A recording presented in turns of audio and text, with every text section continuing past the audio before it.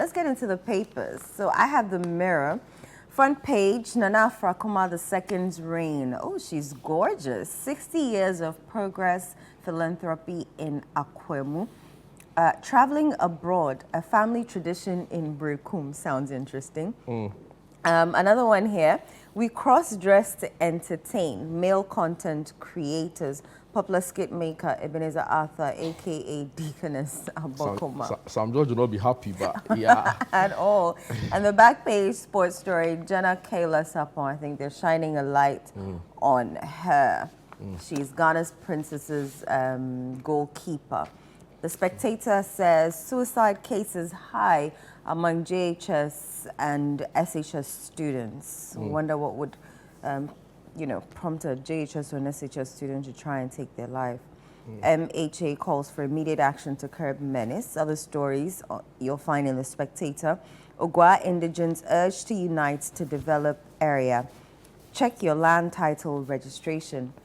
Akufavor shares inspiration behind new song Celebrate. And as usual, the back page, a couple of sports stories. Up your game, stars. Can Hearts survive in Lions Den? Samatex up for Raja Challenge. What do you have? Big page stories, big front page stories on the Daily Graphic Weekend Special. Jamestown Fishing Harbour inaugurated, comes with a photograph of President Nana Addo Dankwa Akufo-Addo together with his wife, the First Lady Rebecca Akufo-Addo, the King Takiteku True the second, who is the Garman chair. Also in the shot is the Minister for Transport and also the MP aspirant for the New Patriotic Party in Ododo Dio Manaf Soa. Big front page story also. Verdict after 7-month monitoring. Galamsey fight lukewarm. An interesting angle from the Daily Graphic. I would have said Galamsey fight woefully lost, right? Yeah. They say lukewarm. Lukewarm. Trying to really suggest lukewarm? that there's an attempt. I don't think we are anywhere close. Yeah, so I'm not really sure. Also, front page story, red alert, 69 policemen commit suicide in 6 years. It's interesting because you also read a suicide story. Yeah, among The Spectator, right? senior high school students. Yeah, we'll get into that. Wow, so this one says that 69 policemen commit suicide in 6 years. And also on the front page, ad hoc ministerial committee formed to engage on illegal mining. Back page story, a big question everybody's asking.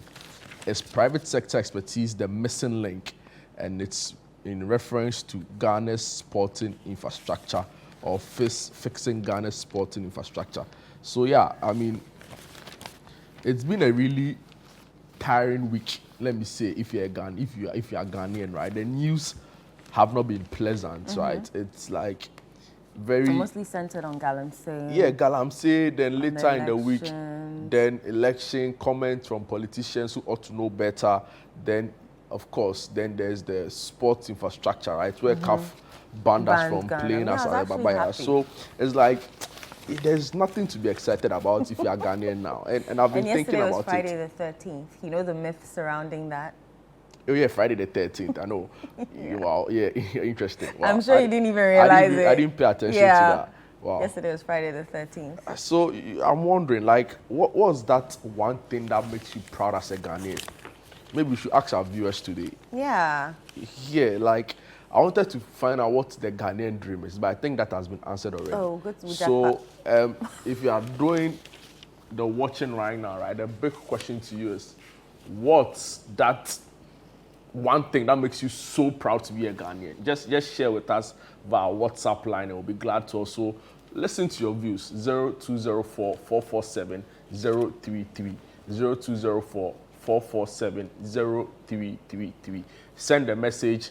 The number is on your screen, and let's just get to know your views really on what this issue is, because I think it's not been a great past couple of weeks as a Ghanaian, right? But for some other people, they draw inspirations from different places. So maybe we'll delve into the papers. When we are back, you tell me what makes you share with our viewers what makes me proud to be a Ghanaian. At this very point. That's a very difficult question at this point. But yeah, let's get into the papers. So story in the Mirror, Childhood Cancer Awareness Month is here. And a bit of the story says September is Childhood Cancer Awareness Month, and the need to spotlight these major killers of children is well understood. This month helps to highlight the impact of cancer on children, young people, and their families. Remembering and honoring children and families affected by childhood cancer and talking about early signs of the disease help to demystify the disease and facilitate early treatment. The story reads a bit, approximately 300,000 children are diagnosed worldwide with cancers every year. And they gave a little bit of, things to look out for.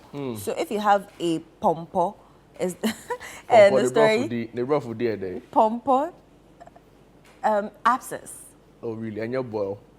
It could be a boil as well, but I also know that abscess is the pompo as well. Charlie, for me, it's the weird places It shows appears. up. Yeah, like, why are you doing on someone's butt? Like, of all the Charlie pompo, no, Why are don't you do doing that. on someone's butt? Yeah, like, It just of appears all, at or someone's the armpit. weirdest places. Charlie, Yeah. then if I'm not lucky, then your forehead like that. I don't know. So Charlie, there's be those who like at some popping arm, pimples like and some place something. where you can cover But it. regardless of where it appears, it is painful. Very painful. It is painful.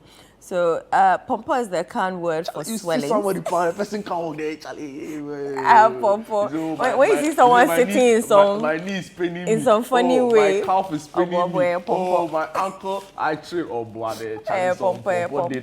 the bad side, some way. Yeah. So, the pompo. If you see that, also if you see, okay, so they're using the pompo as a acronym. Okay. Yeah, so the P represents pain, the O, ominous signs such as change in behavior of a child, M, masses or swellings in the body, P, pallor, if for no reason a child is pale, feels tired easily, lacks energy, or bleeds easily from minor things such as toothbrushing. O, once seen, report straight away. Yes, so pompa there for you. If you see any of these signs in your child, go to the hospital.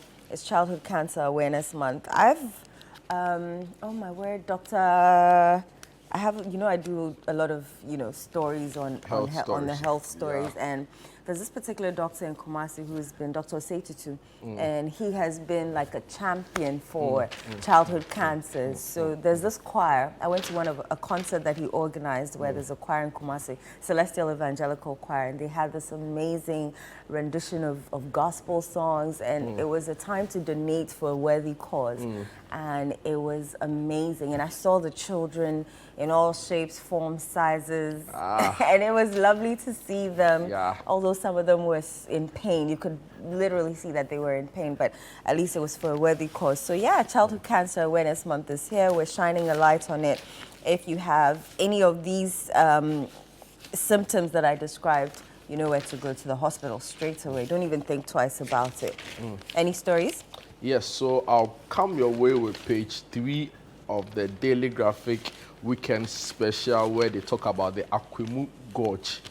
And it looks a really beautiful place. And the water doesn't look polluted. Really? Yeah, I mean, a really nice. So maybe one day we should pass. Yeah, we should go there. But talking about the water not being polluted, let me just read brief excerpts of the front page of the Daily Graphic Weekend Special, where the verdict is out on Galamsey after a 7-month monitoring period by the Daily Graphic. Strong political will, exertion of custodial authority by chiefs, and unflinching citizen vigilantism over the environment after the 3-pronged approaches are needed to win the fight against illegal mining, popularly called Galamsey. This must be anchored on strict enforcement of the country's mining laws and the retooling of local state institutions with oversight responsibility for the environment. This is the prescription of various stakeholders, including residents of mining communities, to decisively deal with the Galamsey menace, which has escalated 7 years after government declared war on the environmental crime. The stakeholders will also include environmentalist officials of the Forestry Commission, some district officers of the National Disaster Management Organization, NADMO, and family members of the victims of Galamsey are worried that there was a lethargic approach to the fight against the menace, despite its debilitating impact on the environment and human lives. They made a call to the Daily Graphic during a 7-month fact-finding mission to mining communities across the country between February 5th and September 5th this year. And let me just quickly add that later tonight on Channel One News and on Monday on The Point of View, we'll come away with a Galamsey special. We toured some Galamsey area. Yeah, I was about to ask you how was that? And this is particularly unique because confirming what the graphic story is saying, what's happening in Suom where we visited is that in the Kwabi Brim district in the eastern region, is that this time around the youth stood up to say no. Quite a compelling story of youth activism, bravery, courage, and dedication to a cause, right? So they stood up to say no, there's no illegal mining going to continue in our environment. They fought a very hard battle, and it looks like they are making some gains, right? So if a youth group is doing it, don't let anybody tell you that the government with all its machinery, all its power and force in terms of police and military power cannot fight Galamsey, because the youth in Esum have showed us that it's possible. So later tonight on the City newsroom, the Channel One newsroom, and on The Point of View on Monday on Channel One TV, our viewers should expect something really exciting. Maybe a little bit of hope after all the gloom and doom that's just one place of Galamsey. you went to, so yeah, hope. but it has to start little. Well, Yeah, you celebrate the little victories. That's true. And it inspires, so like the snowball effect, right? So we'll get there. And let me just tell our viewers about Akwemu Gorge, located in the heart of the Sojaman district. Hey, Sojaman rings a bell, right? Good morning to Honorable Pius Hajide. Oh, Charlie. He said we dey go visa for votes. Charlie, we dey go Switzerland. Charlie, then Australia. we will go Australia. Hey, no, Australia, right? Australia first. Yeah, Australia Then first. we'll go Mexico. Then we'll go Canada. Then we'll go US. Yes, He said the US will be 7 hours. I So tell Charlie, you. if you do 18 hours in Australia, it's not 7 hours that you can't do. Charlie, what Pius Hajide can do does not exist. So yeah, Charlie, located in the heart of Isujaman district of the eastern region of Akwamu Hills Community Forest, popularly called the Akwamu Gorge, is a haven of natural wonders and cultural heritage. This untampered forest, nestled between Atimpoku and Akwamu Fie, offers a breathtaking view of the Volta River, the iconic Adome Bridge, and surrounding communities of its 400-meter high hill. The forest boasts of a diverse range of flora and fauna with over 150 bird species and 20 medium to large mammal species, including primates, antelopes, pangolins. A guided hike through the forest allows visitors to spot rare species such as the white-necked peacocks, the black-winged oriole, and African golden cat. So a really, really breathtaking aerial view, a really nice place. And if you want to get out of all the clutter, the noise, and the chaos, maybe your surest best to be the Akwemu Gorge, right? The pictures here look amazing. The water look undefiled. The plants look green, and we are told that 20 medium to large mammal species are there. Beautiful, over 150 different kinds of bird species, flora, fauna, an exciting place to be. Maybe we should include that in the Heritage Caravan next year. Yeah, it won't be a bad experience. But before then, the view, we'll go there and do a recce and make sure that it's appropriate. Yesterday, I saw some water bodies. Is it a water body is called Krang Krang? Krang Krang. Krang Krang. Krang Krang. Yeah. What does that mean? You didn't ask? So the community is a swamp. It's swamp because they have so many different water bodies. Okay. Right? So that means it must be cold there. Yeah, I mean, you could tell that it was relatively calm, not as hot as Accra. Okay. Yeah, it was a really nice place. I mean, the road infrastructure, it's better on the main roads, then it gets to some point, Charlie, terrible. Typical of Ghana. Yeah, and I'm wondering, so they do a lot of cocoa there, they do a lot of rubber plantations, right? And they are destroying all of that for Galamsey, and they are not reclaiming the land. That's even the saddest part. And they are paying pittance to community members there just to be able to get access to their lands, and it's just pure chaos over there. It's unfortunate. Can't wait to see the stories you guys brought with you. Oh yeah, really compelling, and like I said, sad but offers a glimmer of hope. Of hope. Okay, so I have a story here in The Spectator. Suicide cases among JHS, SHS students rise. MHA calls for immediate action to curb menace. And you have Professor Pnamai of the Mental Health Authority. You know, Mental Health Awareness Day was it Thursday or Wednesday? So a bit of the story reads, the Mental Health Authority is calling for immediate solutions to address the alarming prevalence of suicide cases among junior and senior high school students. According to the authority, it was crucial to pay attention to such children as studies in Ghana are showing a high prevalence of suicidal behaviors among students. This came to light at a symposium in Accra on Tuesday to mark the World Suicide Prevention Day. It was held on the theme, Changing the Narrative on Suicide with a Call to Action, Start the Conversation. The Chief Executive Officer of the Mental Health Authority, Professor Pnamai Pao, said, alarmingly, the prevalence has been reported to be higher among junior high school students compared to those in the senior high schools. She said various studies, including a 2023 edition conducted by Azazu and Joe, found that there was prevalence of 20.4% of suicidal thoughts, 23.4% for suicidal planning, and 28.4% for actual suicide attempts among these groups of school children. And, you know, you can pick up the Spectator and continue reading, but I want to ask you, Jude, did you ever make use of the guidance and counseling center in your school? Charlie, someday. So in Accra Academy, Sunday we were in a class and we were making noise. Oh, Charlie, and we were disturbing the whole place, Charlie. Football argument. I think it was the day Chelsea played Bayern Munich. I'm sure you were the loudest. Charlie. Oh, I was inside. I was like, Charlie, I did it inside. So we were in the classroom and the counselor was passing by and she called some of us. Then amongst the people was one of the students whose dad and mom is a very prominent person. I mean, they're a power couple. The two of them are like both celebrities on their own. One a footballer, another one in showbiz. Okay. So, a former footballer. So, they call all of us. They take us to the counseling and placement office. So, like about 15 of the rest of us.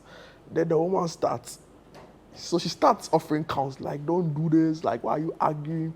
And say, you. Then she starts pointing some of us.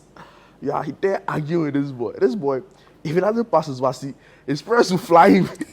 Oh, Charlie.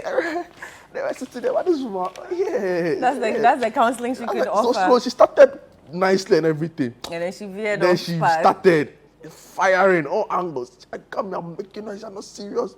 You are there following these people, you are there arguing with this boy. That's why this boy, if he doesn't pass the WASI today, his father and the mother will fly him to another country to go and start taking. How about you?